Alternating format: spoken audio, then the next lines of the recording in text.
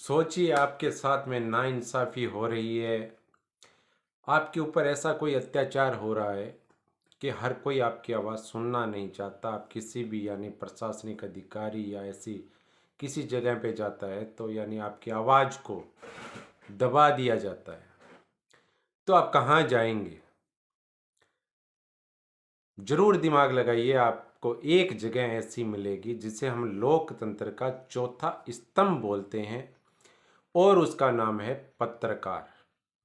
अगर हमारे ऊपर कोई अत्याचार होता है और ऐसी कोई हमारी समस्या है जिस पर हमारी कोई आवाज़ सुनना पसंद नहीं करता, तो इस देश में पत्रकारिता एक ऐसी जगह है जहां पर हमारी आवाज़ को पहचान दी जाती है। हमारी आवाज़ को ऊपर तक पहुंचाने का काम किया जाता है। उस चीज़ को हम पत्रकारिता कहते हैं।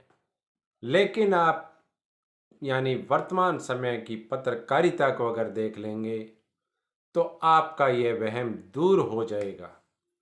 क्यों हो जाएगा?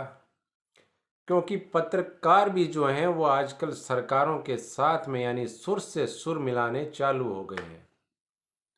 और यह इस देश के लिए सबसे बड़ा और दुर्भाग्यपूर्ण समय होगा कि अगर लोकतंत्र के चौथे स्तंभ ने अपने घुटने टेक दिए तो इस जनता की आवाज़ जो है वो दबी हुई रहेगी। उस आवाज़ को कोई सुनने वाला नहीं रहेगा।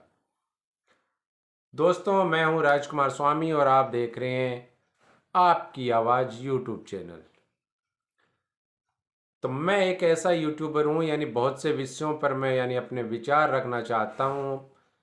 ना तो मुझे उस चीज़ से ऐसी कोई शंका है कि भाई मैं किस बारे में और क्या बोल रहा हूँ। ठीक है, मैं देश के युवाओं के लिए या उन ऐसे दलितों के लिए जहाँ पर जिनकी भी आवाज़ दबाई जाती है उनके लिए मेरा चैनल जो है वो काम करेगा।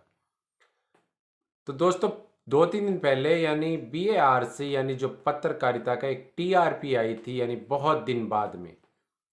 बिहार न्यूज़ चैनल को एक रैंक दी जाती है कि उसके न्यूज़ को कितने लोग इस देश में देखते हैं।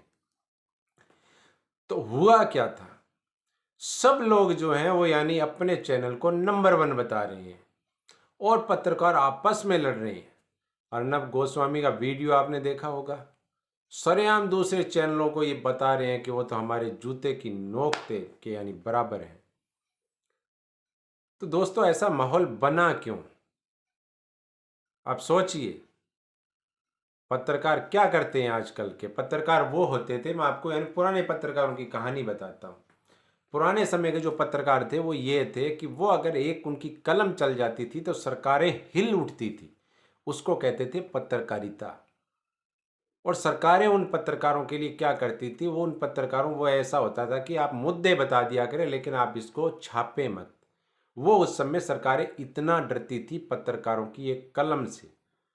और अगर पत्रकार कहीं जा कर के खड़ा हो जाता था किसी इंसान का मुद्दा लेकर के, तो उनकी सुनवाई सबसे पहले होती थी। वो पत्रकारिता का दौर था जब पत्रकार लिख देता था, मंत्रियों के इस्तीफे हो जाते थे, अपना पद छोड़ना पड़ता था मंत्रियों को, सरकारें हिल जाती थी। लेकिन आजकल के पत्रकार क्या करते हैं वो आप खुद देखते हैं। शाम को डिबेट करेंगे, 4 लोग इकट्ठे होंगे, पत्रकार महोदय उनको भड़काएंगे और हिंदू मुस्लिम पे सबसे ज़्यादा डिबेटें करेंगे। या कोई ऐसा मुद्दा लेकर के आ गया भी, जैसे अभी एक एक फिल्म आई है द कश्मीर फाइल्स। तो ये मुद्दा भी है। तो अगर आपने देखें तो 1990 के दशक की बात है, लेकिन वर्तमान में जो जितने मुद्दे हैं वो उससे भी खतरनाक मुद्दे हैं। उस समय तो वहाँ पर क्या हुआ, कत्लेआम हुआ था। लेकिन उस वहाँ की उस समय की सरकारों ने अगर कुछ किया होता तो हमारे हिंदू भाई जो हैं वो उस समय बच सकते थे। लेकिन सरकारों की नाकामियाँ थी उस समय भी।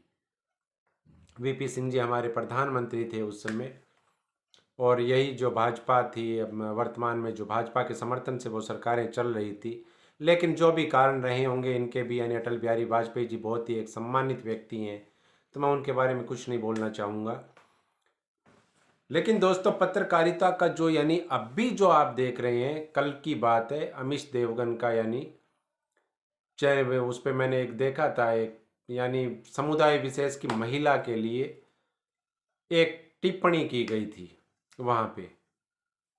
तो उसके बाद में इतना बवाल भी मचा था। एआईआई यानी जो ओवैसी की जो पार्टी है, तो उनके प्रवक्ता ने भी यानी वहाँ पे गजब जवाब दिया था। वहाँ पे बहुत ही हंगामा हुआ था। लेकिन दोस्तों, हंगामा होता रहता है, सब कुछ होते रहते हैं, लेकिन मैं ये कह रहा हूँ कि ये इतना नीचे क्यों गिर रही है पत्रकारिता, ये लोकतंत्र के लिए सबसे यानी खतरनाक है। खतरनाक इसलिए भी है कि जब वर्तमान समय में हमारे देश में यानी महंगाई चरम पर है, बेरोजगारी बहुत ऊपर है, युवाओं में आत्महत्या की जो दर है वो लगातार बढ़ती जा रही है, हमारी स्वास्थ्य सेवाएं कहाँ खड़ी है, शिक्षा व्यवस्था कहाँ खड़ी है, बेरोजगारी के बारे में आप यानी कितने क्या क्या करेंगे। यानी जो देश के जो असली मुद्दे हैं, मैं ये नहीं कहता हूँ कि ये किसी सरकार में, ये पहले की सरकारों में भी थे और ये वर्तमान में बढ़ते ही जा रहे हैं। बात इस चीज़ की है, बात कांग्रेस या भाजपा की नहीं है, बात किसी दूसरे दल की भी नहीं है, बात है इस देश के यानी मुख्य मुद्दों से संबंधित, जो इस देश के पत्रकारों को करना चाहिए था। लेकिन पत्रकार इन मुद्दों की तरफ ध्यान नहीं देंगे। क्यों नहीं देंगे वो तो या तो वो पत्रकार जान सकते हैं। यह एक चीज़ यह जरूर है कि इस देश में लोकतंत्र का चौथा स्तंभ जो है वो निरंतर बर्बाद होते जा रहा है, और यह इस देश के लिए सबसे ज़्यादा यानी खतरनाक और लोकतंत्र के लिए हानिकारक है। अगर लोकतंत्र का चौथा स्तंभ इतना जल्दी से नीचे गिरा तो आने वाले समय में हमारी आवाज़ उठाने वाला कोई भी नहीं बचेगा। ये बात मैं आपको बोल देना चाहता हूँ। तो दोस्तों,